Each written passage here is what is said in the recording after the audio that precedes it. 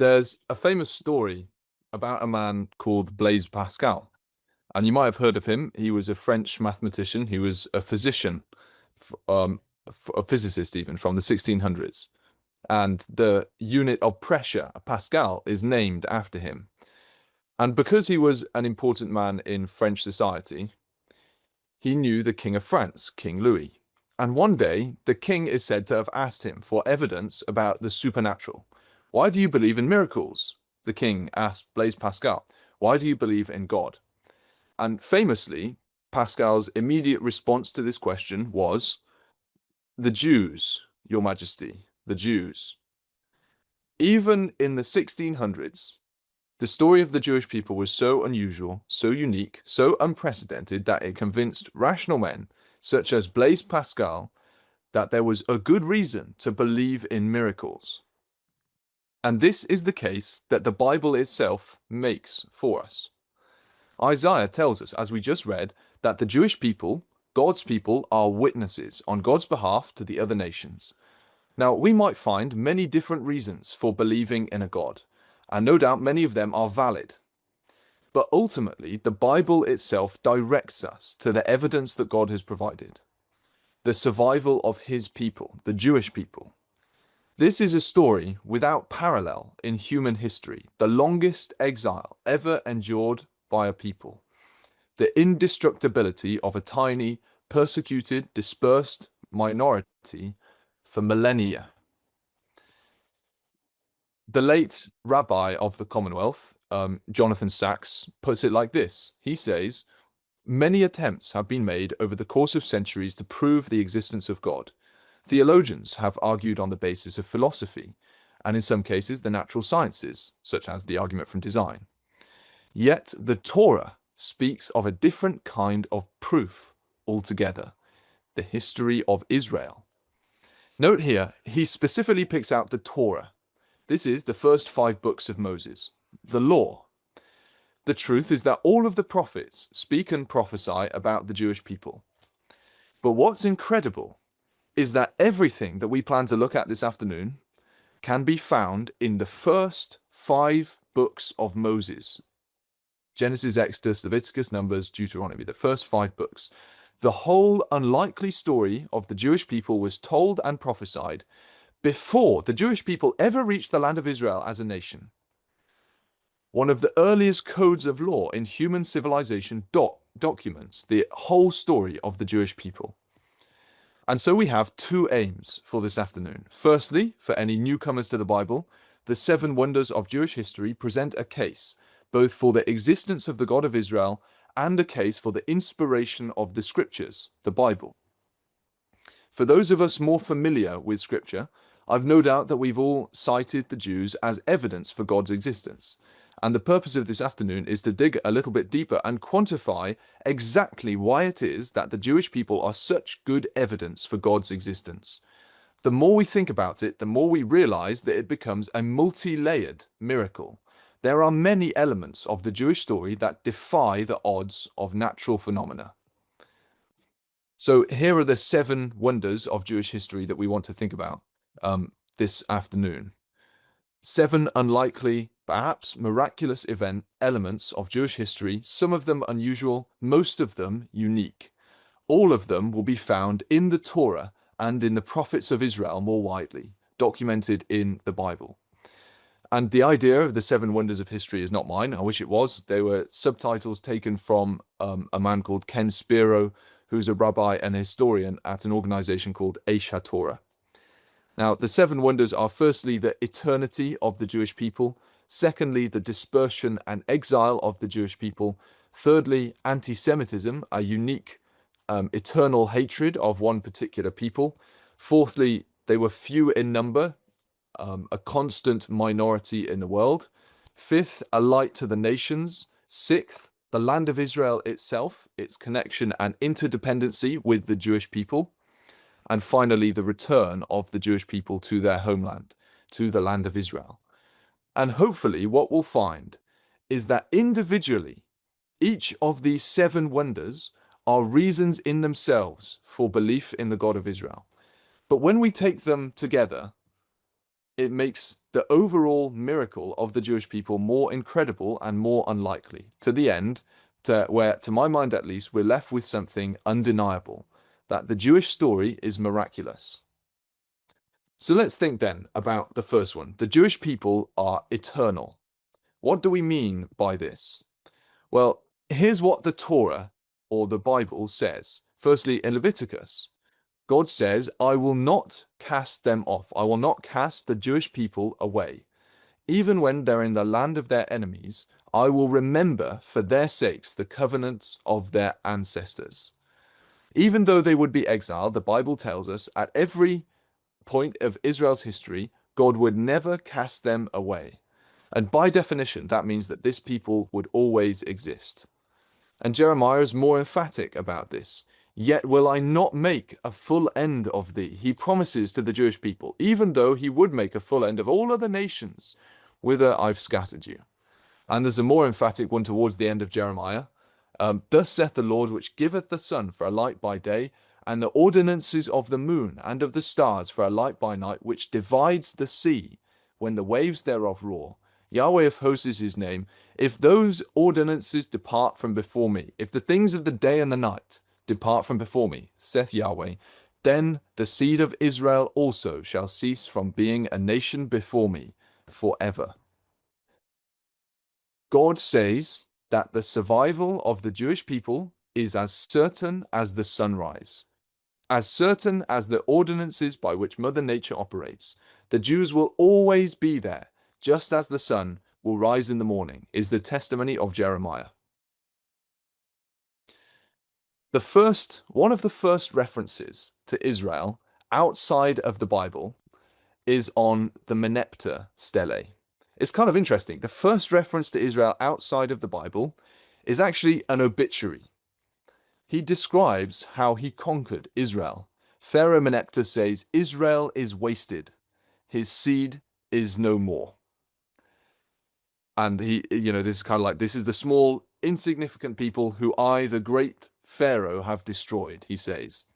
Well, here is Pharaoh Meneptah today. He's not doing too bad for 3,000 years old because he was mummified.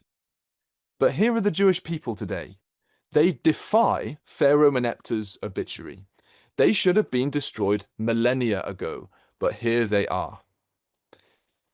It's kind of interesting because the second reference to Israel outside of the Bible is also an obituary. In the time of the kings of Israel during the Iron Age, the Moabite stone describes the obliteration of Israel in the days of King Ahab, who was a king of Israel. Now, sadly, I couldn't find a picture of King Mesha since he wasn't mummified, so I've used AI. Now, King Mesha is gone. Moab, the nation who he was a king of, is gone. But Israel, the same ethnicity, the same nation, the same religion, the same God, still exists today. This is what King Mesha said. As for Omri, who was the dad of King Ahab, as for Omri, king of Israel, he humbled Moab for many years, for Chemosh, that's the god of Moab, was angry with his land. His son followed him, King Ahab followed him, and he said, I will humble Moab. In my time he spoke thus, but I have triumphed over him and over his house, while Israel has perished forever. In fact, Israel had not perished forever. King Mesha has perished forever, along with the nation of Moab. In the 1900s, Leo Tolstoy said the Jew is the emblem of eternity. He says the Jew is as everlasting as eternity himself.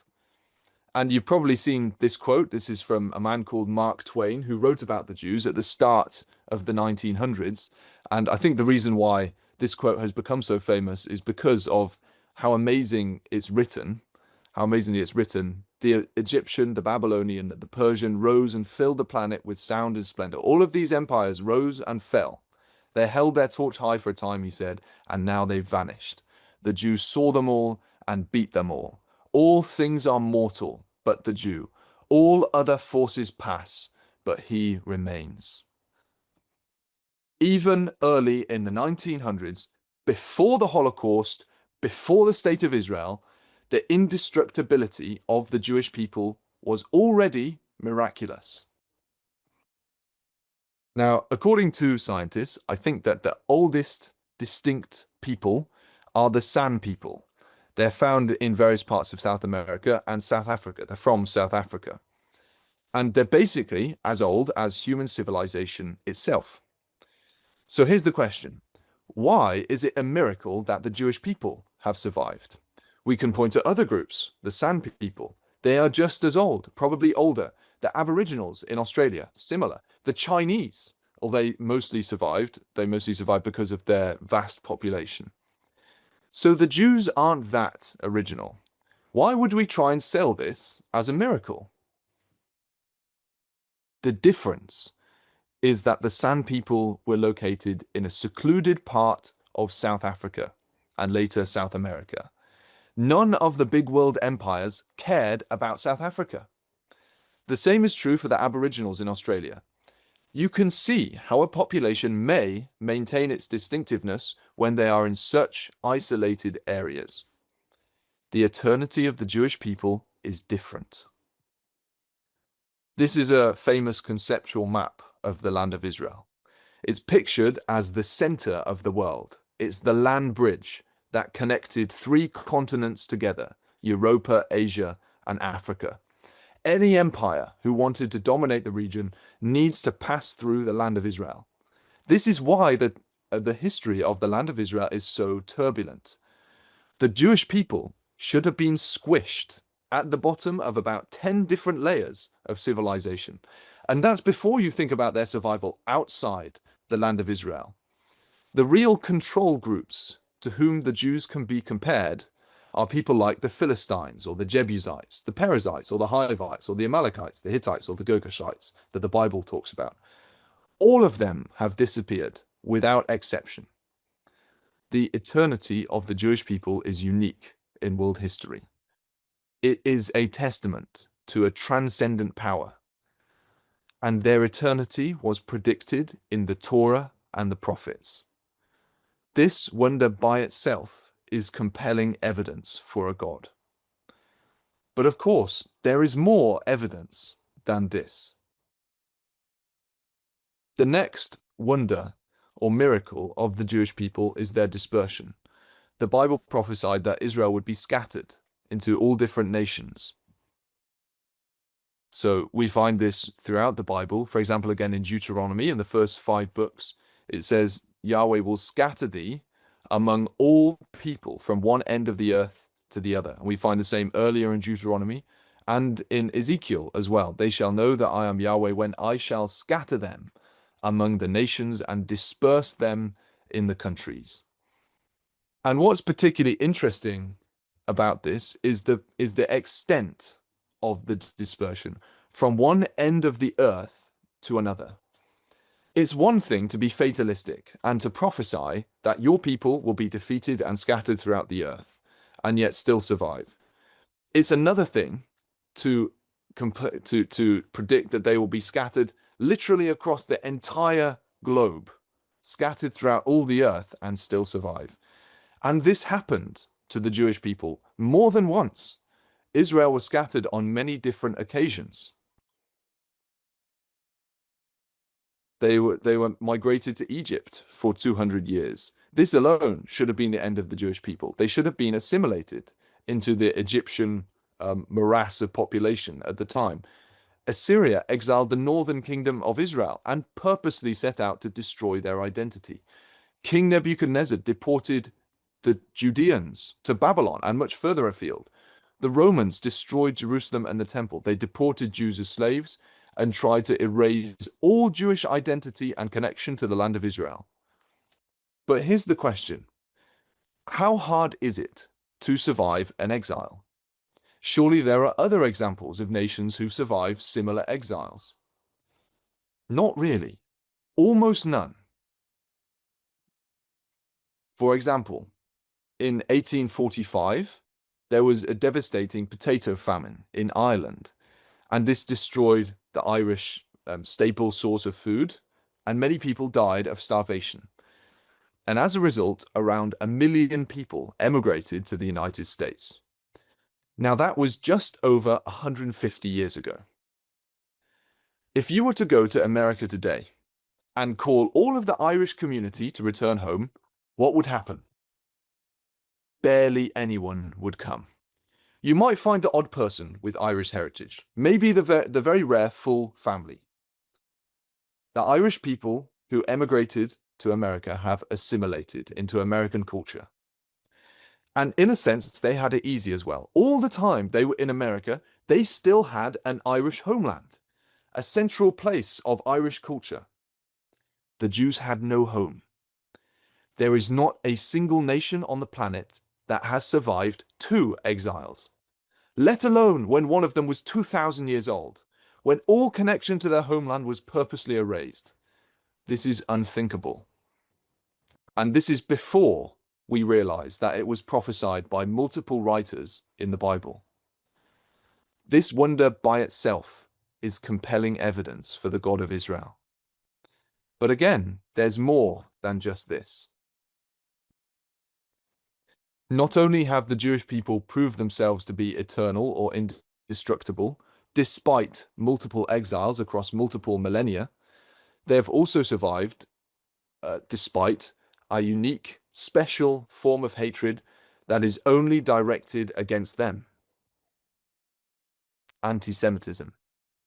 Now, people have suggested that there are 4 different characteristics of anti-Semitism, but just before we get there, I forgot about this slide. This slide is about anti-Semitism in the Bible. It describes kind of Jew hatred in biblical terms.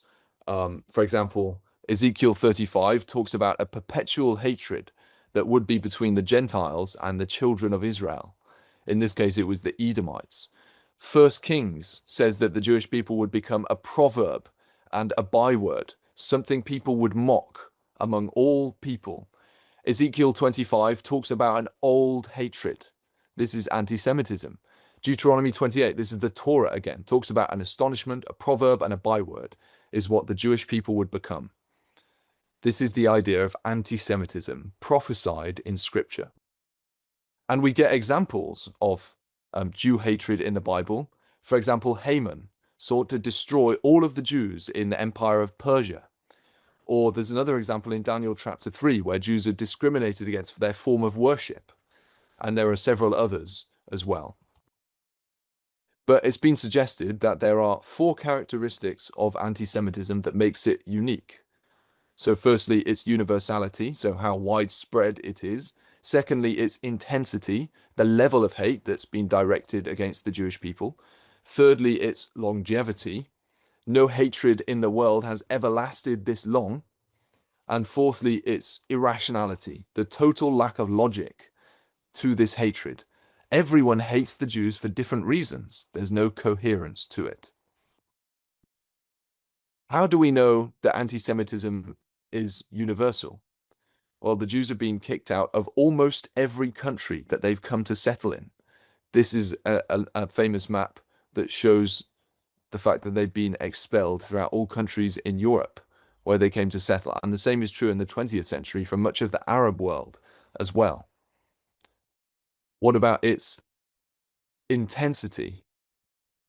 Well, an obvious example of the intensity of the hatred for the Jewish people is the Holocaust. This is what Winston Churchill said towards the end of the Second World War. He said, whole districts, speaking about the Holocaust, whole districts are being exterminated. Scores of thousands, literally scores of thousands of executions in cold blood are being perpetrated by the German police troops. And he says, we are in the presence of a crime without a name. Well, when he said that, this was given in a radio address, when he said that, a man was listening to that address, a man called Raphael Lemkin, who was a Polish Jewish lawyer. And he developed a term to describe the Nazi systematic persecution, and the term was genocide. The hatred of the Jewish people was so intense and resulted in such crimes that new words were created in order to understand it. Genocide isn't the only example of this. The Jewish lexicon of tragedy includes things like expulsion, forced conversion, inquisition, autodafé, pogrom, ghetto, all words which originally applied to the Jewish people themselves. This is an intense hatred, an unusually intense hatred. What about its longevity? Martin Gilbert says that anti-Semitism has stood the test of time. He talks about the perpetual and irrational violence which pursued the Jews to every country and almost every corner of the globe. He was a Jewish historian who documented the history of his people. And he says he was surprised and depressed by the extent of this hatred across history. Anti-Semitism has stood the test of time. And finally, what about its irrationality? I won't read this quote, but it demonstrates that whatever your viewpoint, whether on the right or left of politics, there's always been a reason to hate the Jews, regardless of its rationality. If you're a communist, then you blame the Jewish capitalists. If you're a capitalist, then you blame the Jewish communists, and so on. The Jews have been given a strange, unique, ancient hatred to haunt them wherever they go, and they have still survived. And all of this was prophesied in the Bible. I would suggest that this wonder by itself is compelling evidence for a God in Israel. But of course, there's more. The Jewish people are few in number. They've survived as a minority. So the Bible says that when the Jews were scattered, they would also be few in number. It's one thing for people to survive thousands of years. It's another thing to do it as a tiny, persecuted minority. So this quote we quoted earlier, the Lord shall scatter you among the nations, and ye shall be left few in number among the heathen, whither the Lord shall lead you, says Deuteronomy 4, verse 27. So it's kind of interesting. In the 1st century AD, when the Jews were scattered by the Romans, there were 7 million Jews in the world then. Now today, there are only 14 million Jews. Over the course of 2,000 years, the Jewish population has doubled. That isn't very much. For example, if you were to compare this to the Chinese, they went from a population of 30 million in the 1st century to over 1 billion now. Given how long the Jewish people have been around, after the Chinese and the Indians, the 3rd largest ethnic group on the planet should be the Jews. Not only are they still tiny, their survival under these conditions is miraculous. How could such a tiny enclave of Jewish identity hold out against the vastness of the world? How were Jewish values and Jewish culture passed on in these circumstances for so long? How were they not swallowed up and assimilated? And the Bible predicted that they would survive few in number.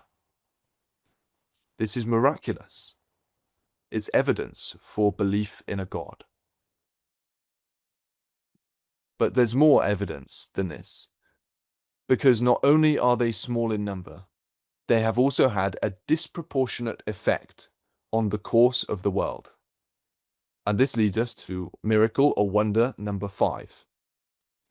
The question is not just, how did the Jewish people survive? The question really is, how did they thrive to such a miraculous extent? How have they had such a huge impact on the course of world history? In Genesis, we read that through the Jewish people, all families of the earth would be a blessing. And ultimately, this is a prophecy about Jesus. But it's nonetheless true that the Jews have brought blessings to the lands where they've settled. Most importantly, they brought the values of the Word of God to the Gentiles. The Judeo-Christian values that have shaped the Western world originate through the Jewish people, and ultimately from the Bible. For example, the idea that humans are created in the image of God. That's a Jewish idea. It's an idea from the Bible, something that has changed the course of history. Seeking peace and not war. This was first idealized by the Jewish prophets from the Bible. All of the other nations of the time glorified ambition, strength, conquering, and the subjugation of other peoples, but not the Jewish people. They talk about beating the swords into plowshares and spears into pruning hooks, farming implements. They visualize peace as an ideal. They're the first people ever to do that in the history of the world. And they brought that ideal to the world. Typically, throughout history, there have been two ways for a group of people to assert their views on the rest of the world. You could either conquer and subjugate other peoples, for example, as what Greece or Rome did, or you can create proselytes, such as what Christianity did, and Islam to a sense, although they were military as well. The Jews did neither of those, and yet they are the most influential people the world has ever known. But in the last 2,000 years, they haven't had an army, and the Jewish faith isn't really about conversion. Converts are few and far between. But 3 billion people in the world today believe in some form of monotheism, and that is a distinctly Jewish idea, originating for the first time in human civilization from the Torah. But even in a natural sense, their influence and impact is beyond belief. The Jews represent 0.2% of the world's population, but they've won 22% of all Nobel Prizes. They've won 25% of field medals, which is awarded to the brightest mathematician under age 40. They constitute 31% of the Forbes 400, a list of the world's wealthiest people. They've held the World Chess Championship title for 54% of the time since the late 1800s. They make up 21% of Ivy League university student bodies in America. They've won 50% of Pulitzer Prizes, which is a writing prize for nonfiction. 37% of Academy Award-winning directors have been Jewish. They've had a disproportionate impact on the history of the world. Even Time magazine's person of the 20th century was Albert Einstein, who was Jewish. We could spend the whole of this afternoon just listing their achievements. The blessings that the Jewish people have brought to the world are staggering, miraculous considering their size. This wonder by itself is compelling evidence for the God of Israel. But of course, there is still more. The sixth wonder, or miracle, is the land of Israel. More specifically, the interdependence between the Jewish people and their land. Not only are there extraordinary aspects of the Jewish people, even the land of Israel seems to defy the normal rules of nature. For example, the Bible describes the fertility and the beauty of the land of Israel. It talks about, in Deuteronomy, about a good land, a land of brooks, of water, of fountains, and depths that spring out of valleys and hills, a land of wheat and barley, and vines and fig trees, and pomegranates, a land of olive oil and honey. And as we look at history, we find that this was the case, that the land of Israel was a very fertile place. Josephus says the whole area is excellent for crops or pasturage. It's rich in trees of every kind, so that by its fertility it invites even those least inclined to work on the land. Even in the days of Josephus, the fertility of the land of Israel was notable. Few people would doubt the ancient beauty of the land of Israel. The strange thing is that after the Jews were exiled, the land became desolate. And this also was prophesied in the Bible. Leviticus says, "I will bring the land into desolation, and your enemies which dwell therein shall be astonished at it."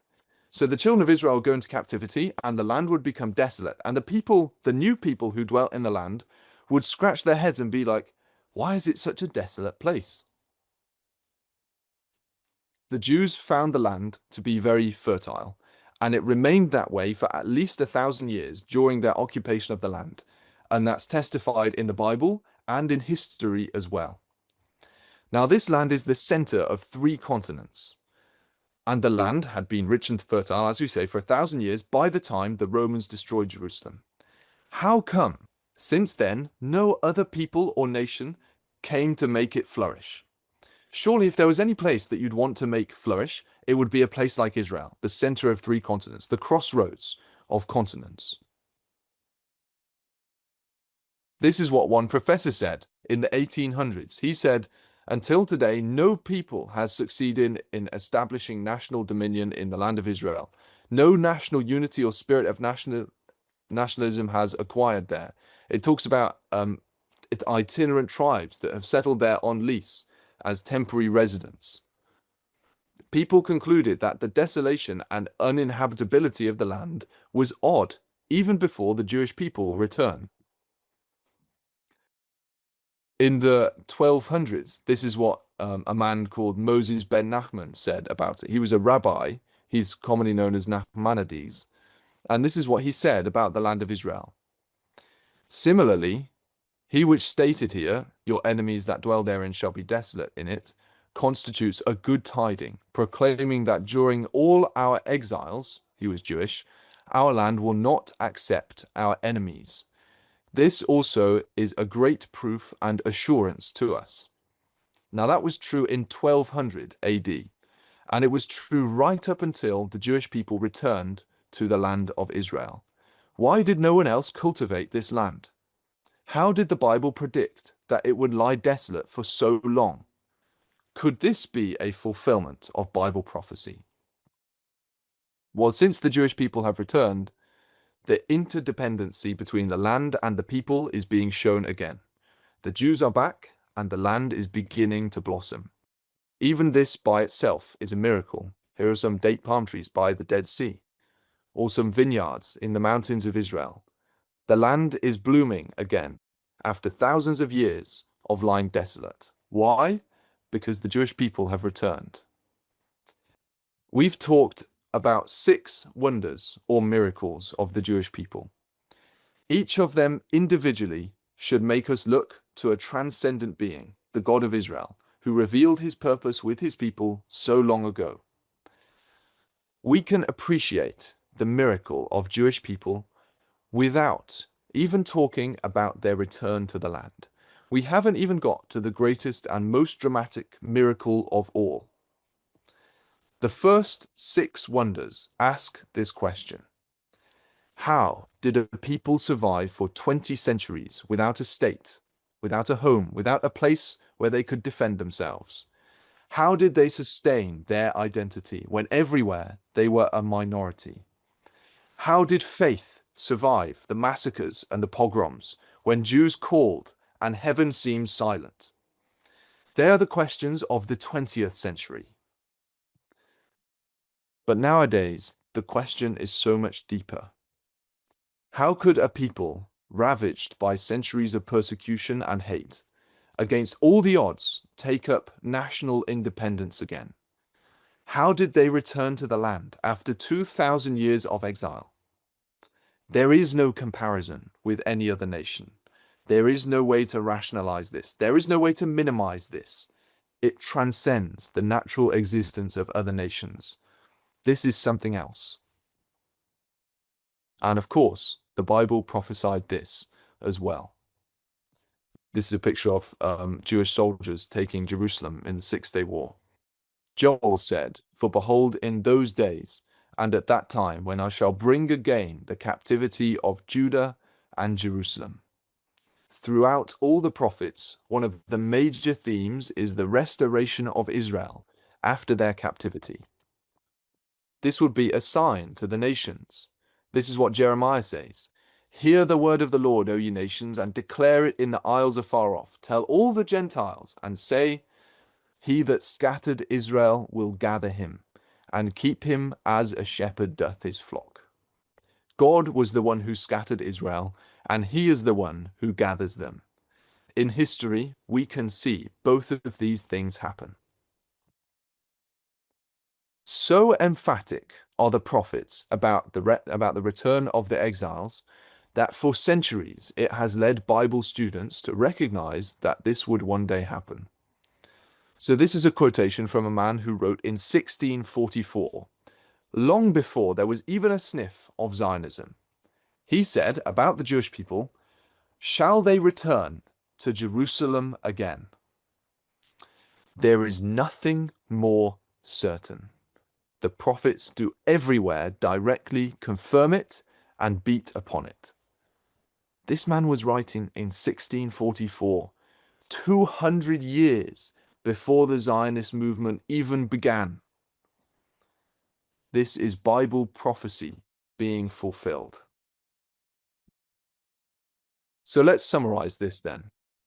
It's a miracle that the Jewish people have survived as a distinct people for over 4,000 years, despite at least 4 unique exile experiences, despite a unique hatred directed only against them, with such intensity that multiple characters arose to exterminate this people. And they survived despite being a tiny minority, few in number in the lands where they were exiled to. And they didn't just survive, they flourished.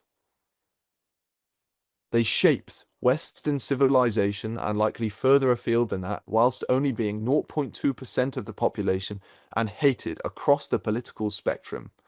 And not only this, their land uniquely responded to them, as the Bible prophesied, and most miraculously of all, they returned after 2,000 years of exile. Now, all of that by itself makes you realize that the story of the Jewish people is hugely unusual in the history of the world. But the most miraculous thing is that the Bible predicted every step of this miracle, thousands of years before it happened, in multiple different passages. In fact, you can find the whole story in just the first 5 books. There is a God in Israel. There is a supernatural being protecting his people, working in the nations to bring about his purpose.